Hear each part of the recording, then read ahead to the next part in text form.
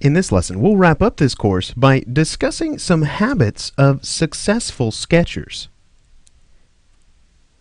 Alright, so I've got the Lesson 10 Begin file open in front of me. If you want to follow along, feel free to open that up. Now, in this course, we've looked at several different methods for creating concept sketches for a variety of different types of projects. But ultimately, the things you need to know in order to be successful as a sketcher, I've kind of sprinkled a few of those in along the way. But the first thing I want to make sure you understand is that ideas start on paper, not in the computer. Now, just because of our form of delivery here at Digital Tutors, I work quite a bit in Photoshop creating concept sketches. But inside of Photoshop, it's really easy to get distracted by all of this up here, all this over here, and all this over here. And the more time that you're distracted from sketching, that's fewer ideas that ultimately make it onto the piece of paper. So I would encourage you to start your sketching on just a simple piece of paper. Now, another tool of your trade, or tool of the trade rather, would be the simple sketchbook. Now, I can't tell you how important it is, if you want to be successful in creating concept sketches, to invest in a sketchbook and begin working in that sketchbook daily. You should carry this sketchbook everywhere you go. Try sketching in it with a pencil, try sketching in it with a pen, or even a marker. Now, there's a little bit different mentality I've mentioned in sketching with a pen or a marker. We don't have the eraser to rely on, but just like removing all of this interface from the equation, the pen or the marker removes the eraser from the equation. And I know a lot of people that actually feel that they're actually liberated by sketching with a pen or a marker. It forces them to think a little bit differently and not rely on that eraser. So again, carry a sketchbook everywhere you go. I can't tell you how many times I've been caught without one and wanted to create a sketch and ended up sketching on, for example, a napkin at a restaurant or something like that. So carry a sketchbook everywhere you go. Now, the next point I want to make sure you understand is that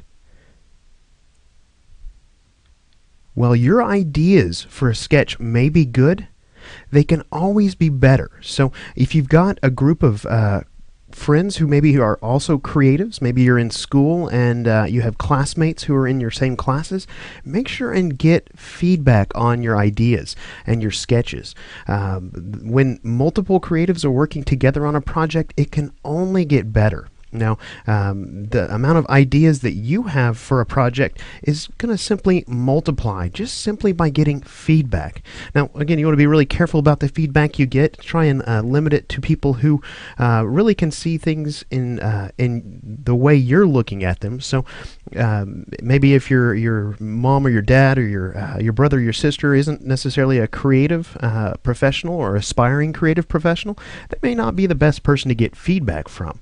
But if you have classmates or coworkers who do the same thing you do, that would be perfect. So get feedback on your sketches. Now, in terms of including sketching as part of your pipeline for whatever project you're working on, there's simply one solution to that. You have to budget time to do that. Now, in sketching, I always find that you're going to be more successful if you can set a time limit when it comes to the amount of time you spend sketching. So if you're working on a project and you can budget 2 hours for sketching, then hold yourself to that. Hammer out as many sketches as you can do in 2 hours, and then at that 2-hour mark, call it. Go ahead and draw the line and then begin evaluating your sketches and really kind of weighing the pros and cons for all the different ideas that you managed to come up with in that 2-hour time period. Alright, now the last thing I want to leave you with here is that, I said this before, don't be afraid to fail. Remember, if you're just starting sketching, or if this is something that's relatively new to you, it's going to feel uncomfortable. It's going to feel like you're putting a shoe on that's too small for your foot. And you're going to want to judge the sketches that you create.